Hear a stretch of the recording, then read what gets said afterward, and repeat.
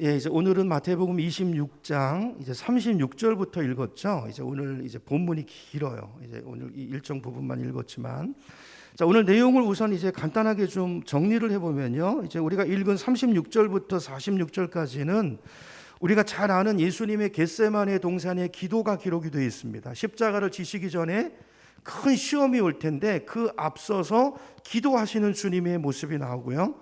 또 47절부터 56절까지는 이제 예수님이 잡히시는 장면이 자세하게 기록이 되어 있습니다. 그래서 오늘은 자, 이 장면들로부터 시작돼서 마태복음 27장 우리가 읽지 않았지만 26절에 예수님의 사형 선고를 받으시는 그 장면까지를 이제 전체 본문으로 잡고 오늘 중요한 부분들을 같이 살펴보도록 하겠습니다.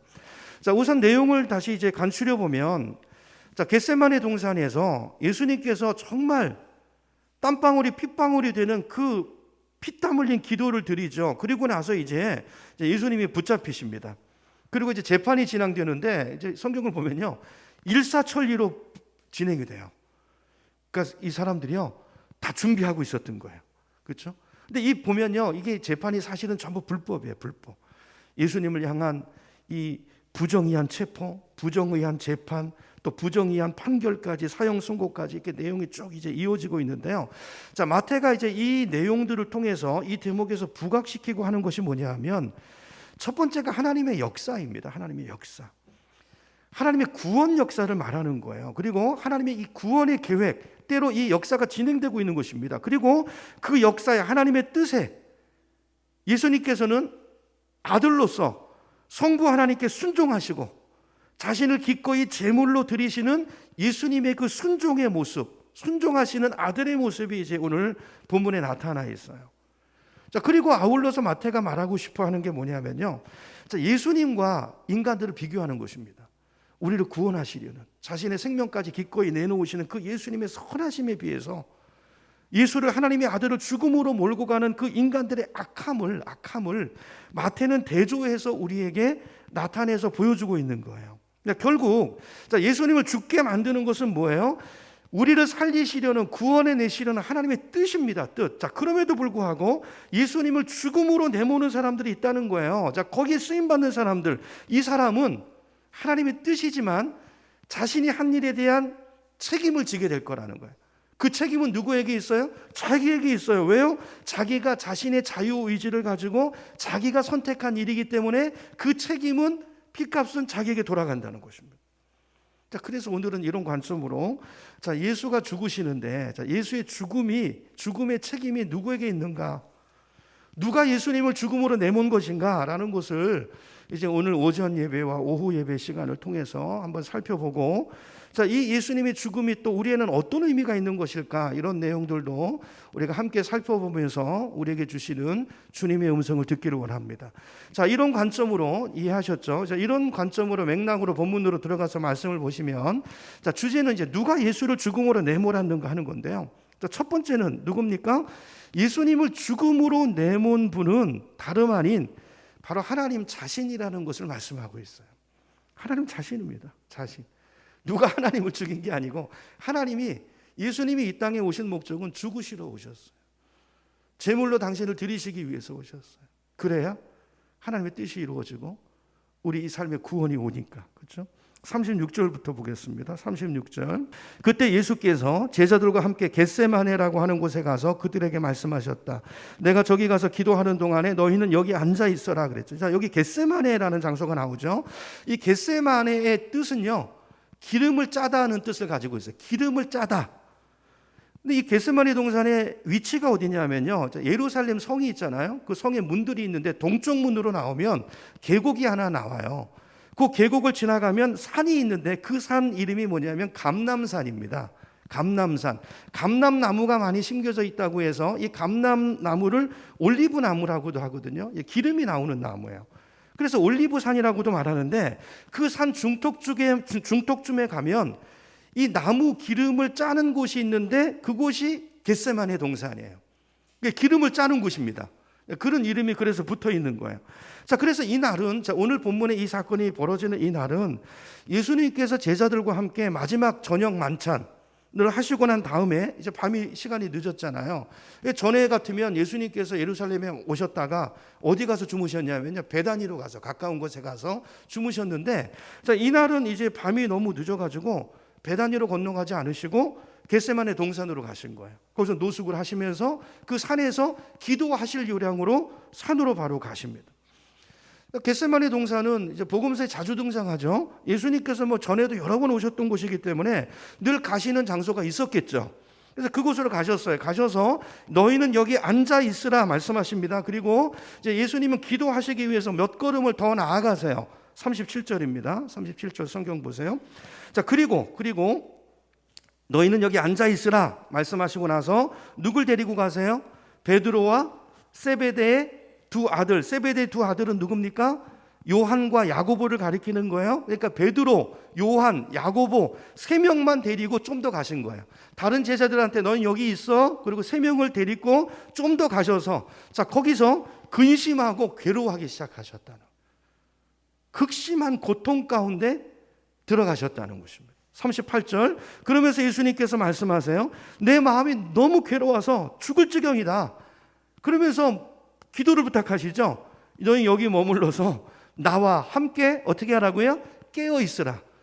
깨어서 뭐 하라는 거예요? 기도하라는 거죠. 깨어서 기도하라. 자, 그리고 나서 39절 보니까 예수님은 조금 더 가세요. 가셔서 얼굴을 땅에 대고 엎드려서 간구하세요. 뭐라고 기도하시죠? 나의 아버지, 하실 수만 있으시면 이 잔은 뭐예요? 고통의 잔이거든요. 이 고통의 잔을 내게서 지나가게 해주십시오. 그러나 내 뜻대로 마시고 아버지의 뜻이 이루어지기 원합니다. 예수님 기도였어요. 이 기도가 얼마나 간절한 기도였는지 다른 복음에서 특별히 누가복음에 보면요, 주님께서 땀을 흘리시는데, 땀을 비 오듯이 흘리시는데 그 땀에 뭐가 섞여 나와요? 피가 섞여 나왔대. 피가. 누가복음 22장 44절입니다. 스크린. 예수께서 고뇌에 차서 더욱 간절히 기도하시는데 땀이 뭐 같죠? 핏방울 같이. 원문을 보면 피가 섞여서, 피가 섞인 땀방울이 땅에 막 두두둑 떨어졌다는 것입니다. 여러분, 아까 겟세마네 동산의 뜻이 뭐라고 그랬죠? 겟세마네의 뜻이 기름을 짠다라는 뜻이었잖아요. 근데 예수님은 그 기름 짜는 곳에서 뭘 짜고 계세요? 당신의 피를 짜고 계세요. 피를 짜면서 생명을 건 기도를 하시는 거예요. 상징적인 의미가 있는 것이죠. 지명 이름이. 자, 근데 여기서 이제 피를 흘리면서 기도하셨다. 어떤 사람은 뭐 피를 흘리셨다고, 성경이 과장법이 심하다. 그렇지 않습니다. 이건 의학적으로 충분히 가능한 얘기인데요. 과학자들에 의하면 사람이 어떤 극심한 고통이나 스트레스를 받잖아요. 그러면 피부 밑에 피하 모세혈관이 터진대요. 극심한 스트레스를 받으면 그 터져가지고 그게 이제 피에 섞여가지고 나오는 현상이 일어난다는 것입니다. 이게 뭐 과학적으로 충분히 근거가 있는 얘기고요. 어쨌든 뭐 그게 중요한 게 아니라, 자, 이 말은 예수님께서 피가 땀방울이 핏방울처럼 기도하셨다는 말은, 자, 이 의사들의 설명에 의존해서 봐도 예수님이 지금 극심한 고통을 느끼고 있는 거죠. 말할 수 없는 고통 가운데 있는 거예요. 어떤 고통일까요? 주님이 뭐 때문에 이렇게 힘들어 하실까요? 여러분, 우리가 이제 성경을 근거로 해서 볼 때 예수님이 겪으시는 고통 크게 두 가지로 볼 수 있는데, 첫째는 자기와의 싸움에서 오는 고통이라고 볼 수 있어요. 자기와의 싸움이 뭘까요? 예수님은 하나님이시지만 동시에 인간이십니다. 인간으로서 이제 앞으로 다가올 십자가를 감당해야 되는 그 일에 대한 두려움과 떨림이 있었겠죠. 정말 피하고 싶은 어떤 당신의 본성과의 싸움이 있으셨을 거예요. 그게 뭘까요? 뭐에 대한 두려움일까요? 뭘 피하고 싶으신 걸까요? 죽음일까요? 죽음에 대한 두려움일까요? 죽음에 대한 공포이겠습니까? 그건 아니겠죠. 이런 사람들도 순교합니다. 그러니까 예수님이 그걸 두려워하셨겠어요? 그게 아니고, 예수님께서 정말로 두려워하셨던 것은 죽음 그 자체가 아니고 죽음의 질의 문제예요. 질. 내가 어떤 죽음을 죽느냐 하는 것이죠. 예수님은 지금 어떤 죽음을 죽으시는 것입니까? 모든 인류의, 지금까지 지어왔던 모든 인류가 지은 모든 죄를 다 뒤집어 쓰시고 그 죄의 형벌로서의 죽음을 죽으시는 거예요. 여러분, 구약에 보면, 여러분, 그 제사를 드릴 때 안수를 하잖아요. 짐승에다가 내 죄를 걷다가 전가하는 것입니다. 그 죄를 전가한 다음에 그 죄에 대한 책임, 내가 죽어야 될 죽음을 누가 죽는가? 그 양의 죽음으로 내 죄가 사해지는 예식이 이제 제사거든요. 예수님이 이 땅에 속죄 제물로 오셨잖아요. 그러니까 인류의 모든 죄를 대속하기 위해서 모든 인류가 지었던 모든 그 극악무도한 흉악한 죄를 다 뒤집어 쓰시는 거예요. 그러니까 예수님의 고통은 그 죄가 뒤집어 씌워지는 것에 대한 고통인 것입니다. 이게 이제 고린도후서 5장 21절인데요. 스크린 한번 보여주세요. 고린도후서 5장 21절 제가 보고 읽습니다.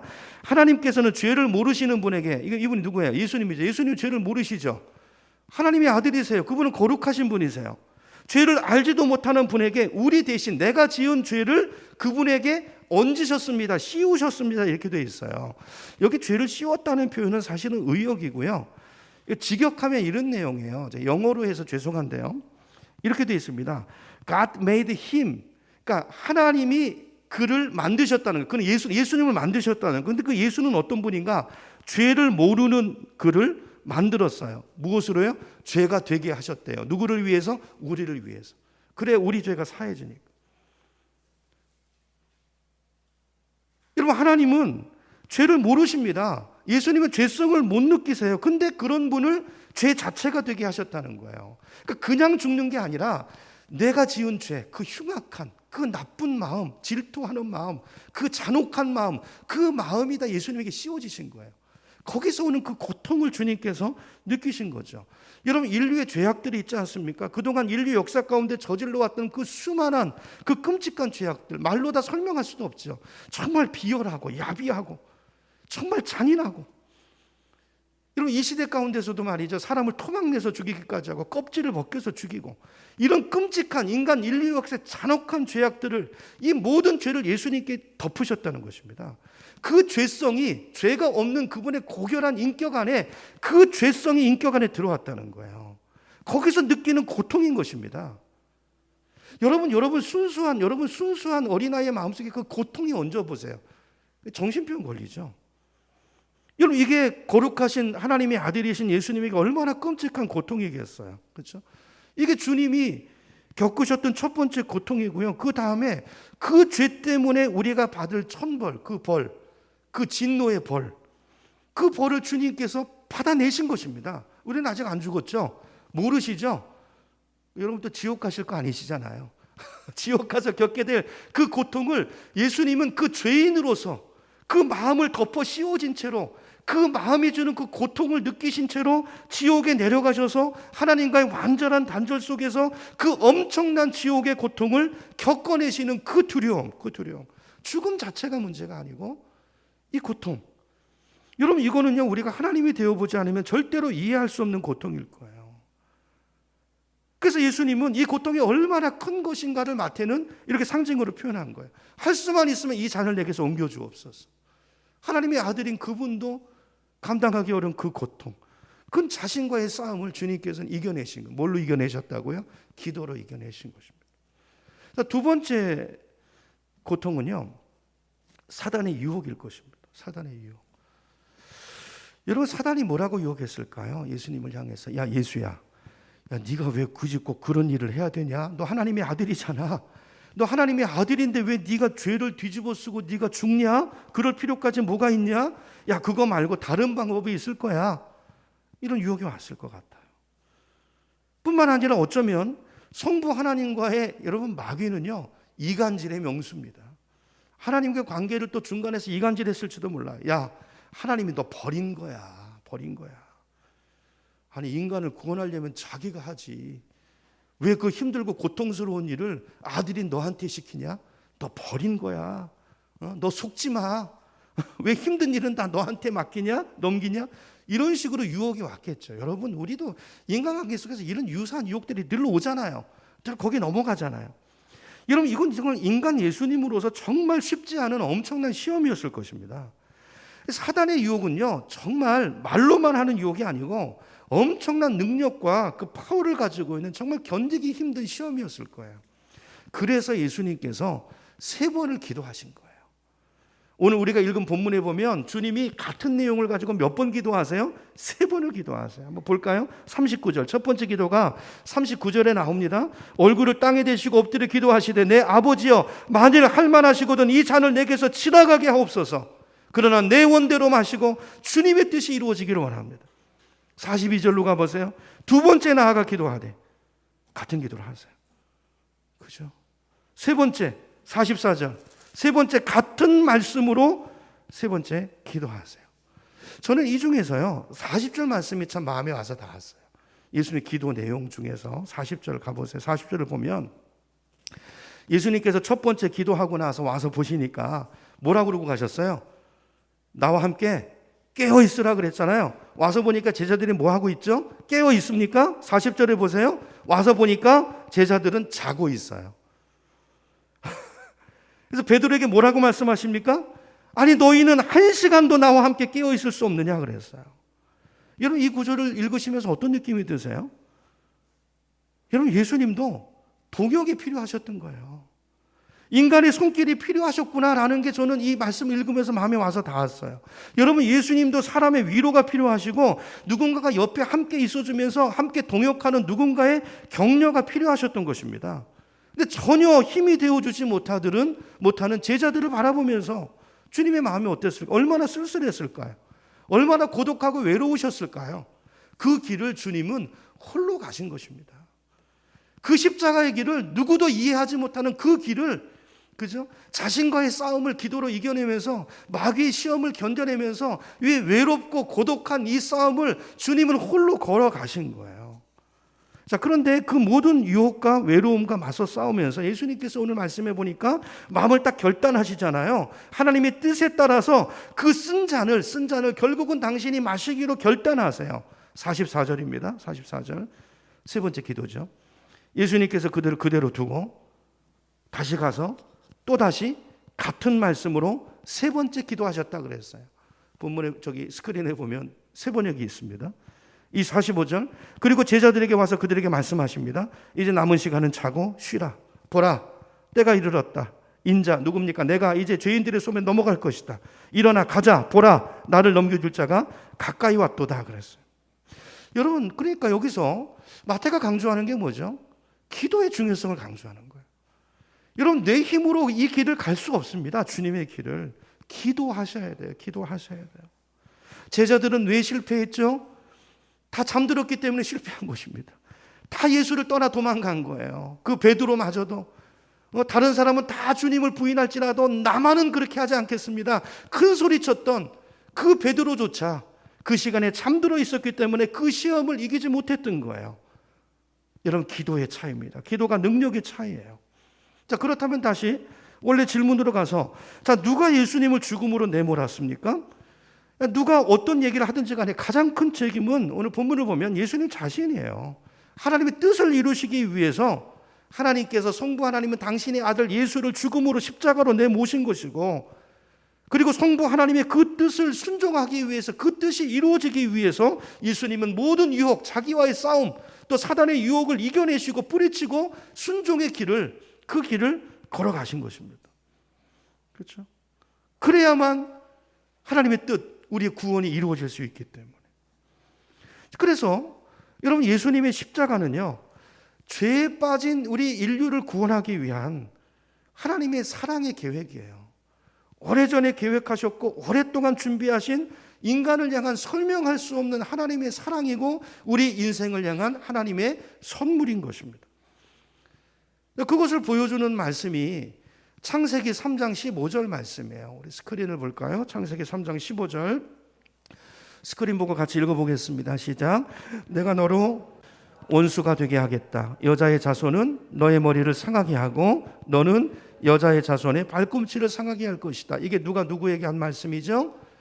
사단이 인류를 유혹해서 죄에 빠지게 한 뒤에 사단을 징계하는 말씀이에요. 여기 여자의 자손이 누굽니까? 예수 그리스도 메시아를 이야기하는 것입니다.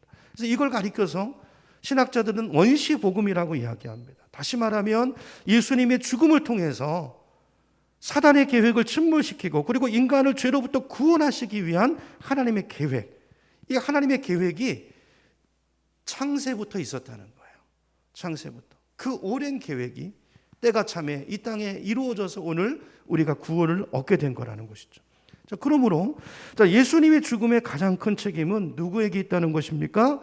첫 번째는 바로 하나님 자신이라는 거예요. 스스로 하나님의 계획을 세우시고 설명할 수 없는 그분의 사랑 때문에 그분의 사랑 때문에 당신의 아들을 내어주시고 그 아들은 그 순종으로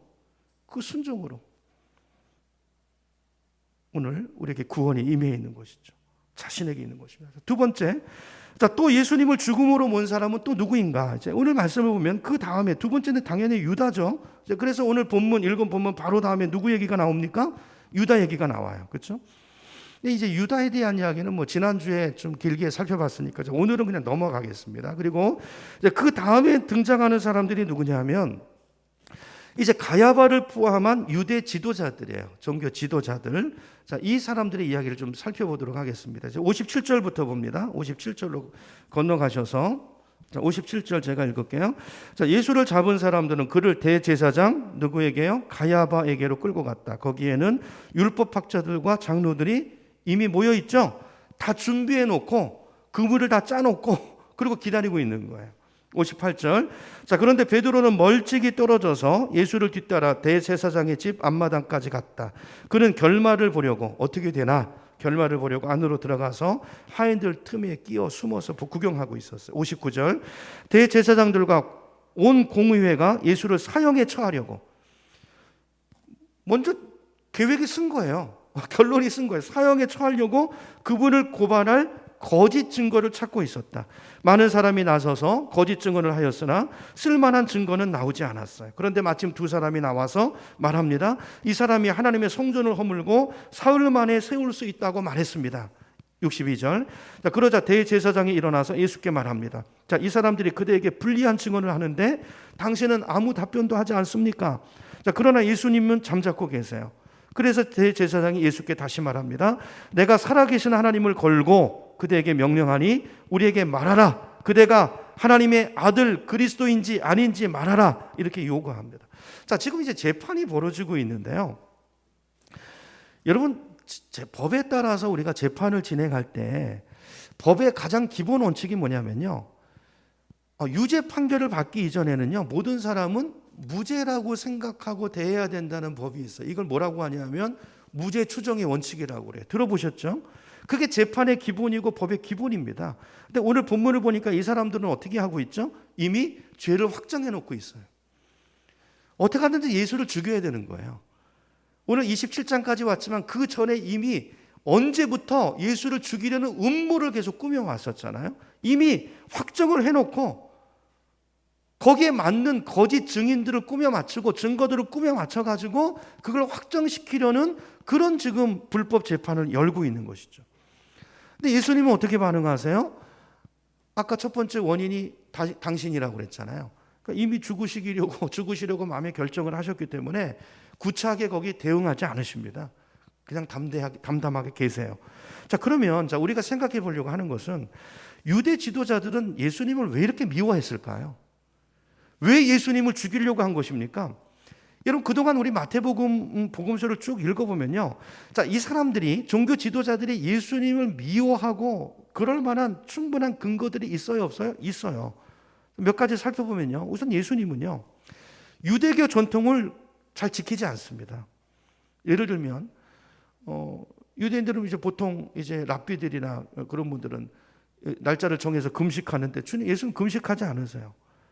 음식을 먹기 전에도 정결 예식이 있잖아요. 손을 씻고 먹고 이래야 되는데 예수님 그것도 무시하십니다. 안 하세요. 그리고 무엇보다도 하나님의 백성의 가장 중요한 표식인 안식일을 무시하세요. 안식일에 그들은 아무 일도 하면 안 된다 그래가지고 많은 조항들을 정해놓고 철저하게 지키려고 하는데 예수님은 어떻게 하죠? 아니 꼭 주일날 안 해도 되는데 안식일날 안 해도 되는데 그날의 병자들을 고치세요. 막 도전하시잖아요. 그리고 또 창녀와 세리 같은 죄인들과 함께 어울리고 또 어떨 때는 자기를 하나님과 동일시하는 얘기들을 하세요. 그러니까 이런 것들을 종합해 보면 당시 종교 지도자들이 볼 때는 이게요 너무 경망스러운 사람이죠. 이단처럼 보이는 거죠. 우리가 하는 대로 안 하잖아요. 그렇죠? 그러니까 이런 자가 하나님의 아들일 리가 없다. 이런 자가 메시아일 리가 없다라는 확신을 가지고 있었어요. 자기들의 어떤 종교적인 전통에 따라서 너무 어긋나니까 그렇게 생각했다는 것입니다. 그 확신이 예수님을 죽음으로 내몰았다는 거예요. 여러분, 만약에 이 사람들이 자기 확신을 조금만 내려놓고 예수님에 대해서 좀 더 객관적으로 알아보려고 하고, 또 메시아에 대해서 기록된 구약 성경 그 내용이 정말 우리가 아는 게 맞는 것인가? 다시 한번 겸손하게 성경으로 돌아가서 그 두루마리를 다시 꺼내서 읽어보고 연구해보고 하나님의 뜻을 좀 알아보려고 하는 그 겸비한 자세가 있었다면 예수님을 죽이는 자리까지는 가지 않았을 거예요. 아마 그 과정 속에서 예수님을 알아봤을 수도 있어요. 근데 그들은 그런 노력을 하지 않습니다.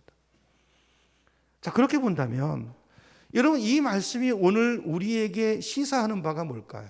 자, 이 본문을 통해서 하나님께서 우리에게 뭘 말씀하고 싶은 걸까요?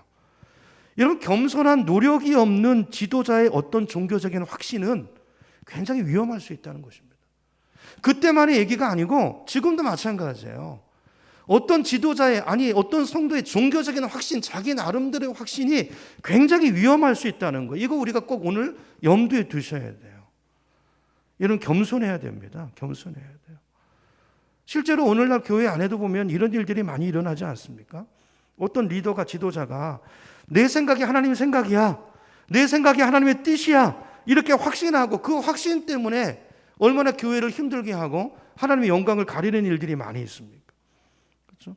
이런 일들 때문에 오늘날 교회가 세상 사람들한테 신뢰를 주지 못하고 욕을 먹는 이런 일들도 다반사로 우리 안에 있는 것을 보게 돼요.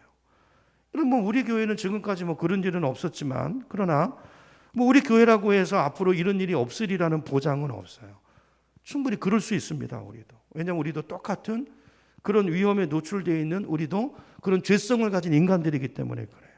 자, 그러므로 오늘 이 말씀을 통해서 우리가 적용해야 될 것은 저는 이런 거라고 봐요. 목회자는 목회자 나름대로, 또 우리 교회 안에 사역자분들이 계시죠. 사역자들은 사역자 나름대로, 집사님들은 집사님들 나름대로 다 조금씩 경중의 차이는 있을지 모르지만, 우리가 지도자로서 하나님의 뜻을 이야기할 때 굉장히 조심해야 된다는 것입니다. 함부로 이게 주님의 뜻이야 이렇게 쉽게 말하지 말라는 거예요. 그렇죠? 겸손해야 돼요. 겸손해야 돼요. 또 살펴봐야 되고 또 살펴봐야 돼요. 여러분, 오늘 이 본문에 나오는 사람들은 왜 겸손하지 못했을까요? 이들의 마음속에 교만이 꽉 들어차 있었어요. 우리도 이렇게 되기 쉽다는 것을 기억하고 우리 자신을 점검해 봐야 될 것입니다. 당시 유대 지도자들 가야바를 포함해서 여기 이제 복음서에 나오는 인물들을 한번 다 보세요. 지도자들, 바리새파, 사두개파 사람들, 율법학자들, 서기관들, 제사장들 보면 한결같이 교만한 사람들이었습니다. 민족적으로 보면 자기들만 선민이라고 생각했어요. 우리만 하나님의 백성이야, 이런 편협된 교만을 가지고 있었고요. 또 종교적으로도 자기들은 율법 전문가잖아요. 나보다 율법 많이 아는 사람이 있어? 나와봐, 이런 교만이 있었고요. 본인들 스스로가 많이 기도하는 사람이었잖아요. 시간을 정해놓고 금식도 하고 기도하고 자기들을 하나님을 섬기는 사람이라는 그런 교만이 내재되어 있었기 때문이에요. 그래서 이런 교만이 평소에 이 자기의가 쌓여져 가지고 어떤 생각이 있었냐 하면, 자기도 모르는 사이에 내 생각이 하나님 생각이야, 내가 하나님 뜻을 가장 잘 알아, 이런 교만을 가지고 있었던 것이죠. 여러분, 우리도 똑같은 이런 우를 범할 수 있다는 것을 우리가 기억해야 돼요. 우리도 그럴 수 있죠.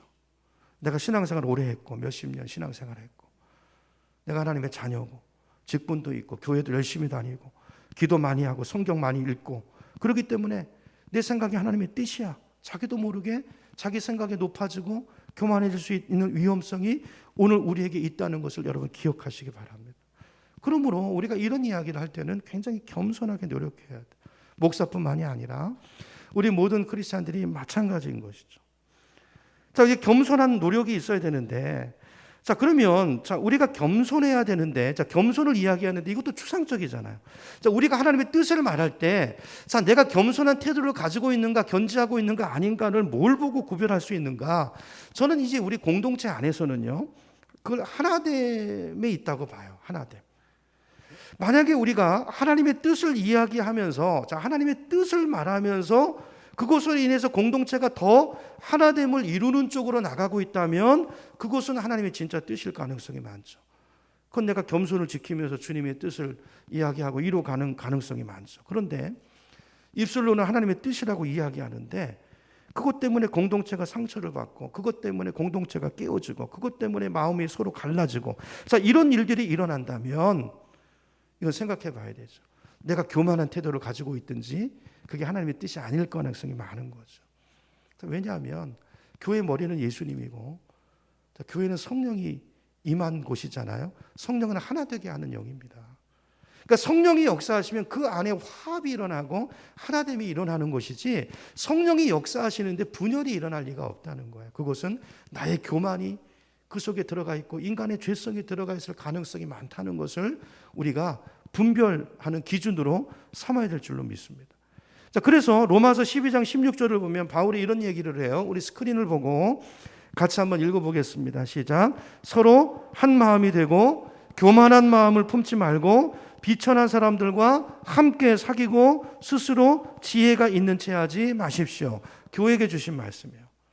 서로 한 마음이 되고 교만한 높은 마음을 품지 말고 낮아 보이는 사람들과 함께 사귀고, 그죠? 스스로 지혜 있는 채 하지 말라는 것입니다.